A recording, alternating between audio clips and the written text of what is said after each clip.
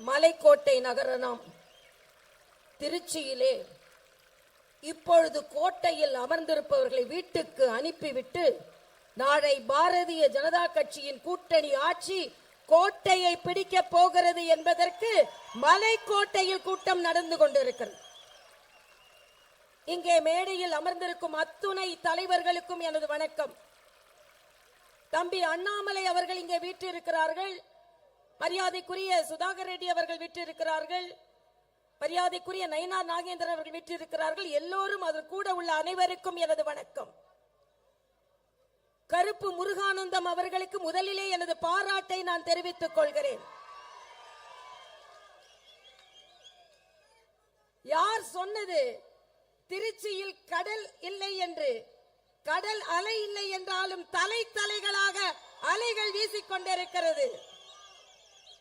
ஆக இங்கே வந்து எவ்வளவு சவால்கள் இருந்தாலும் இங்கே வந்து அமர்ந்திருக்கும் என் பாரதிய ஜனதா கட்சி தொண்டர் ஒவ்வொருவருக்கும் பாதம் தொட்டு எனது வணக்கத்தை நான் தெரிவித்துக் கொள்கிறேன். இன்னும் பல தலைவர்கள் பேச இருக்கிறார்கள். ஒன்றை சொல்கிறேன். மரியாதைக்குரிய தம்பி அண்ணாமலை இங்கே அமர்ந்திருக்கிறார். அண்ணாமலை அவர்களின் அப்பா மரியாதைக்குரிய குப்புசாமி அவர்கள். குப்புசாமி அவர்களின் மகன் அண்ணாமலை அவர்களே, தம்பியே தலைமை ஏற்கவா என்று நாங்கள் சொல்கிறோம். ஆனால் நேற்றைய தினம் ஒரு கூட்டத்தை முத்துவேல் கருணாநிதியின் மகன் கூட்டியிருந்தார். அந்த கூட்டம் எப்படி நடந்தது என்பதை சற்றே சிந்தித்து பாருங்கள். நடத்தியது முத்துவேல் கருணாநிதியின் மகன். அதில் தொகுதி வரையறையை பற்றி பேசியது முத்துவேல் கருணாநிதியின் பேரன். அங்கே தீர்மானங்களை நிறைவேற்றியது முத்துவேல் கருணாநிதியின் மகள். ஆக நாங்கள் இங்கே ஒரு விவசாயியான மரியாதைக்குரிய குப்புசாமி அவர்களின் மகன் தம்பி அண்ணாமலையே தலைமை ஏற்க வா என்று சொல்லிக் கொண்டிருக்கிறோம். ஆனால் அங்கே நடத்துபவர் முத்துவேல் கருணாநிதியின் மகன், அதை முன்னிறுத்துவர் முத்துவேல் கருணாநிதியின் பேரன், தீர்மானங்களை வடிவமைப்பது முத்துவேல் கருணாநிதியின் மகள். இதுல எனக்கு 2 பேரை பார்த்தா ரொம்ப பாவமா இருந்தது. அண்ணன் டி.ஆர். பாலு அவர்கள், அண்ணன் துரைமுருகன் அவர்கள் ஓரமாக உட்கார வைக்கப்பட்டிருந்தார்கள். இதுதான் சமூக நீதியா? உங்கள் கட்சிக்குள்ளேயே சமூக நீதி இல்லை, பின்பு சமூக நீதியை பற்றி நீங்கள் பேசுகிறீர்களா? ஸ்டாலின் அவர்களே, அதை பற்றி பேசுவதற்கு உங்களுக்கு எந்த உரிமையும் இல்லை. இன்னொன்றையும் நான் சொல்கிறேன். இன்றைய காலகட்டத்தில் மரியாதைக்குரிய பாரத பிரதமர் நரேந்திர மோடி அவர்கள் சாமானிய மக்கள் கூட உயர்கல்வி கற்க வேண்டும் என்பதற்காகத்தான் புதிய கல்விக் கொள்கையை கொண்டு வந்திருக்கிறார். அதனால் மோடி அவர்களுக்கு 1 கோடி வணக்கங்களை என்னால் சொல்ல முடியும். ஆனால் திமுக எப்படி இருக்கு?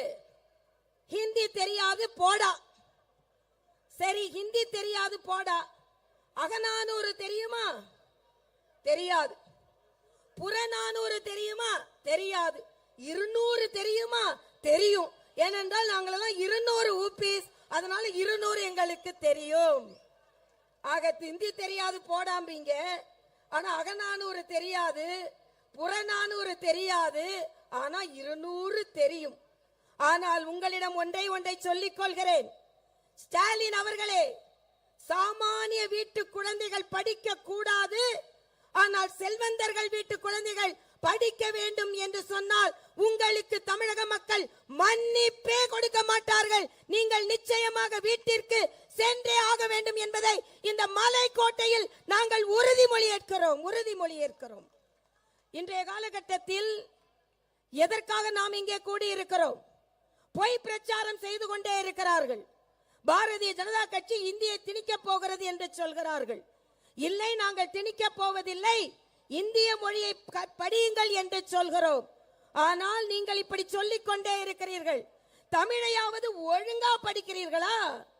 நான் ஏற்கனவே சொன்னதை போல அண்ணன் துரைமுருகன் அவர்களும் அண்ணன் டி.ஆர். பாலு அவர்களும் ஒரு ஓரத்துல உட்கார்ந்து இருக்காங்க. திராவிட முன்னேற்ற கழக தொண்டர்களை உங்களிடம் ஒன்றை கேட்டுக்கொள்கிறேன். ஒரு குடும்பம் வாழ்வதற்காக, ஒரு கூட்டம் என்றால் அந்த குடும்பத்தை சார்ந்தவர்கள் பேசுவதற்காக, அந்த குடும்பத்தை சார்ந்தவர்கள் அனுமதிக்காக, அவர்கள் அனுபவிக்க வேண்டும் என்று ஓடோடி உழைக்க போகிறீர்களா? இல்லை என்றால் பாரதிய ஜனதா கட்சி போன்ற சமூக நீதியை பின்பற்றும் கட்சியை நீங்கள் ஆதரிக்க போகிறீர்களா என்று நான் கேட்டுக்கொள்கிறேன்.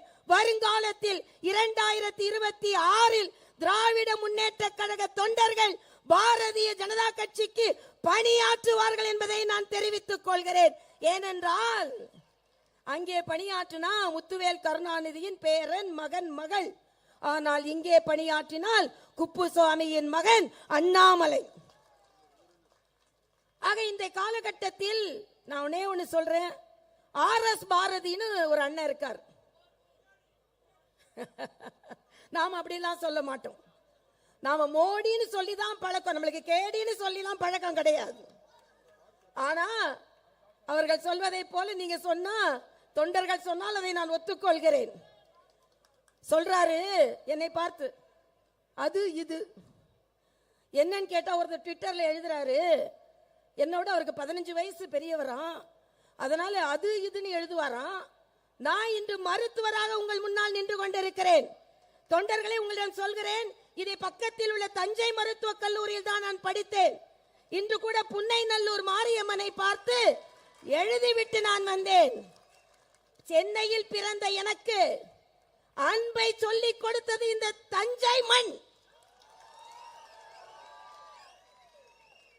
சாமானிய மக்களின் வாழ்வை சொல்லிக் கொடுத்தது இந்த தஞ்சை திருச்சி மண்.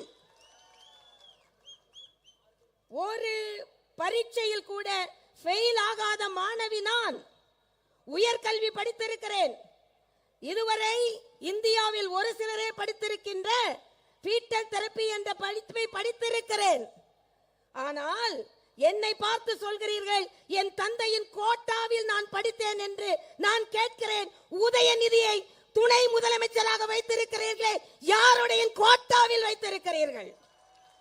முதலமைச்சர் ஸ்டாலின் அவர்களே, இன்று ஸ்டாலின் அவர்கள் முதலமைச்சராக உட்கார்ந்து இருக்கிறீர்களே, நான் சிறு வயதிலிருந்து பார்த்திருக்கிறேன். அந்த கட்சிக்கு ஓடி ஓடி உழைத்தவர்கள் நாஞ்சில் மனோகரன், மதியழகன், K.A. கிருஷ்ணசாமி, அன்பழகன், இவர்களை எல்லாம் விட்டு ஸ்டாலின் அவர்களே உட்கார்ந்து இருக்கிறீர்களே, எந்த கோட்டாவில் உட்கார்ந்து இருக்கிறீர்கள்? எந்த கோட்டாவில்? இன்னைக்கு நாம உழைக்கிறோம், நமக்கு வேர்க்குது.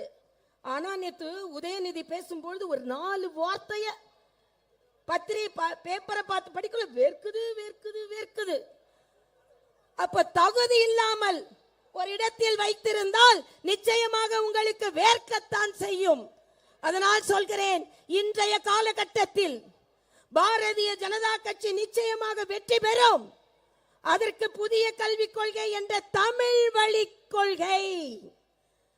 கனிமொழி அவர்களை கேட்கிறேன், இன்று சொல்கிறார்கள், மரியாதைக்குரிய நிர்மலா சீதாராமன் அவர்களை பற்றி சொல்கிறார்கள். நான் கேட்கிறேன், கனிமொழி அவர்களே, இந்த தமிழிசை 5வது வரை தமிழ் மீடியம் பள்ளியில் படித்தேன். தமிழ் அறிஞரின் மகளாகிய நீங்கள் எந்த வழி கல்வியில் படித்தீர்கள்? தமிழ் மொழியை வளர்க்கிறேன், தமிழ் மொழியை வளர்க்கிறேன் என்று கலைஞர் கனிமொழியை தானே வளர்த்தார். தமிழ் மக்களை பாதுகாக்கிறேன், தமிழ் மக்களை பாதுகாக்கிறேன் என்று தம் மக்களை தானே பாதுகாத்தார். அதனால் தான் சொல்கிறேன், இந்த கோட்டை மாநகரில் இருந்து நீங்கள் கோட்டை விட போகிறீர்கள், நாங்கள் கோட்டையை பிடிக்க போகிறோம் என்று சொல்கிறேன். எல்லாரும் பேச இருப்பதால் சூரியன் உதிக்கிறதோ இல்லையோ, இலைகள் துளிர்க்கிறதோ இல்லையோ, கைகள் உயர்கிறதோ இல்லையோ, தமிழகத்தில் தாமரை மலர்ந்தே தீரும், மலர்ந்தே தீரும், மலர்ந்தே தீரும். நன்றி, வணக்கம். அடுத்தபடியாக இந்த கூட்டத்தினுடைய நாயகன்